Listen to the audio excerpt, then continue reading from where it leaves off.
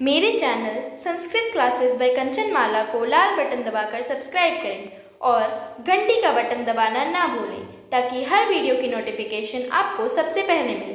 धन्यवाद।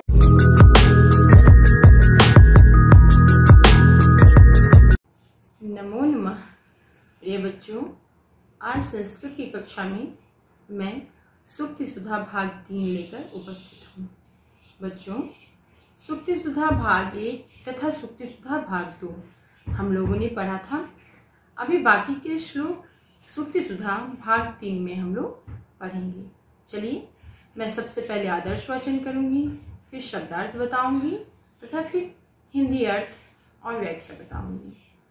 तो चलिए पहले करते हैं आदर्श वाचन। वसुमती पति नानु सरस्वती बलवतारि पुणान चनीयते संविभाग हरण विभज्यते विबुध बोध बुधैरपि सेव्यते। आइए इसका शब्दार्थ देख लेते हैं। वसुमती पतिना अर्थात पृथ्वी के पति राजा के द्वारा, सरस्वती अर्थात विद्या, बलवता रिपुणा बलवान शत्रु द्वारा, नियते ली जा या छीनी जाती है, समविभाग हरे समान भाग लेने वाले, विभज्यते विभक्त की जाती हैं।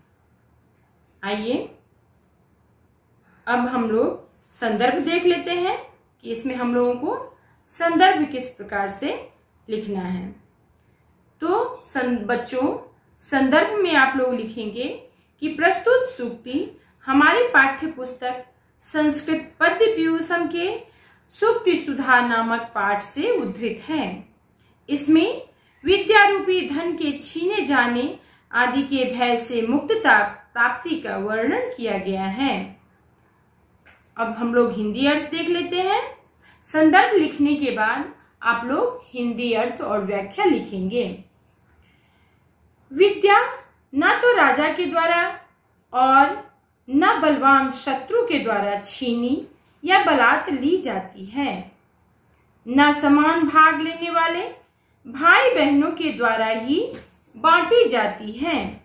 इतना ही नहीं, विद्या तो देवों के समान ज्ञानी विद्वानों के द्वारा भी पूजी जाती है। विद्वान व्यक्ति जो होते हैं वो सर्वत्र पूजे जाते हैं, सभी के द्वारा पूजे जाते हैं। तो इस श्लोक में यही कहा गया है कि जिसके पास विद्या है उसकी वह विद्या रूपी संपत्ति न तो राजा के द्वारा छीनी जाती है, न किसी शत्रु के द्वारा छीनी जाती है और न ही भाई बहनों इत्यादि परिजनों के द्वारा बांटी जाती है। अर्थात विद्या रूपी धन, विद्या रूपी संपत्ति ही हमारी अपनी संपत्ति है, जिसे हमसे कोई छीन नहीं सकता है।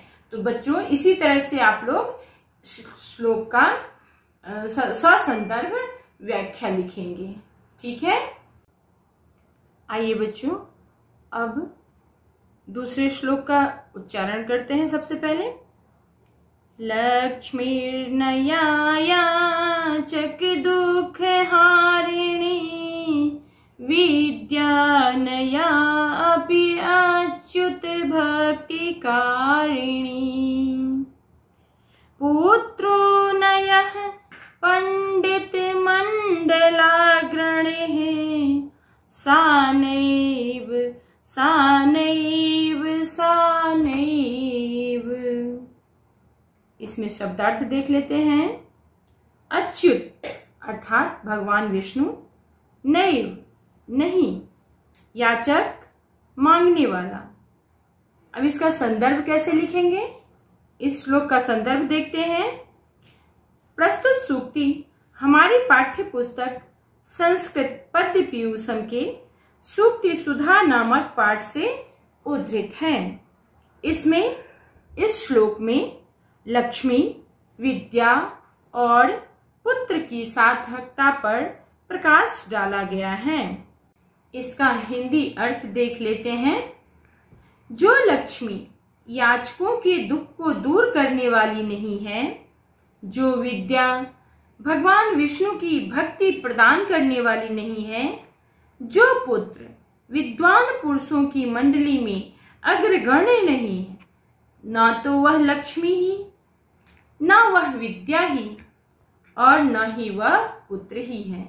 अर्थात लक्ष्मी जो याचक के दुख को दूर करे, विद्या जो भगवान विष्णु की भक्ति प्रदान करे, तथा पुत्र जो कि विद्वानों के श्रेणी में सर्वश्रेष्ठ हो, विद्वानों की मंडली में सर्वश्रेष्ठ हो, वही लक्ष्मी है, वही विद्या है तथा वही पुत्र है।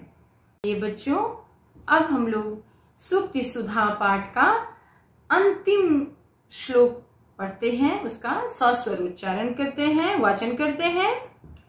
केयूराः न विभूष्यन्ति पुरुषं हारा न चन्द्रोज्ज्वला, न स्नानं न विलेपनं न कुसुमं नालंकृता मूर्धजा, वाणेका समलंकरोति पुरुषं या संस्कृता धार्यते, क्षीयन्ते खलु भूषणानि सततं वाग्भूषणं भूषणम्। इस श्लोक में शब्दार्थ देख लेते हैं। केयूराः अर्थात बाजूबंद, विभूषयन्ति सजाते हैं, चंद्रोज्ज्वला चंद्रमा के समान उज्ज्वल, विलेपनम उबटन लगाना, मूर्धजा बाल अथवा केश, संस्कृता शुद्ध, क्षीयन्ते घटते हैं, नष्ट होते हैं, सततम सदा निरंतर, भूषणम गहना जो गहना हम पहनते हैं, आभूषण। अब इसका श्लोक का संदर्भ जान लेते हैं, संदर्भ और प्रसंग जान लेते हैं। प्रस्तुत सूक्ति हमारी पाठ्य पुस्तक संस्कृत पद्य पीयूषम के सूक्ति सुधा नामक पाठ से उद्धृत है।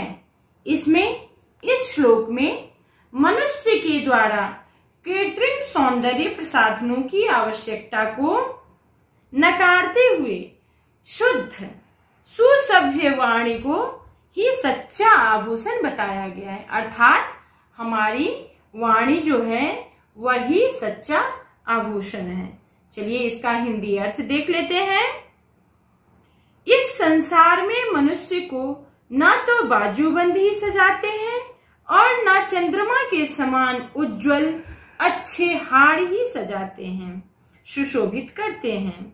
ना स्नान करना, ना उबटन आदि का लेप करना, ना सुगंधित पुष्प और न भली प्रकार सवारे हुए सिर के बाल ही सजाते हैं। केवल एक वाणी ही जो शुद्ध रूप से धारण की जाती है मनुष्य को सुशोभित करती है, क्योंकि सभी आभूषण नष्ट हो जाते हैं, परंतु वाणी रूपी आभूषण ही सच्चा आभूषण है। अर्थात मनुष्य कितना भी श्रृंगार कर ले, कितना भी सज ले, कितना भी रूपवान हो, परंतु उसकी वाणी यदि कुत्सित है, अच्छी नहीं है, तो वह मनुष्य बुरा लगता है। परंतु यदि मनुष्य की वाणी अच्छी है, तब कुरूप पुरुष भी, कुरूप मनुष्य भी अच्छा लगता है, बिना सजा हुआ मनुष्य भी अच्छा लगता है। अर्थात वाणी ही मनुष्य का सच्चा आभूषण है। बच्चों, इस तरह से सूक्ति सुधा पाठ के सभी श्लोक पूर्ण हुए। सभी श्लोकों को मैंने अच्छी तरह से पढ़ाया है और आप लोगों को अच्छी तरह से समझाने की कोशिश की है। बच्चों, इस पाठ में से आप लोगों को परीक्षा में एक तो ससंदर्भ व्याख्या हिंदी में आएगी, जो मैंने आप लोगों को अच्छी तरह से समझा दिया है कि किस तरह से ससंदर्भ व्याख्या करनी है।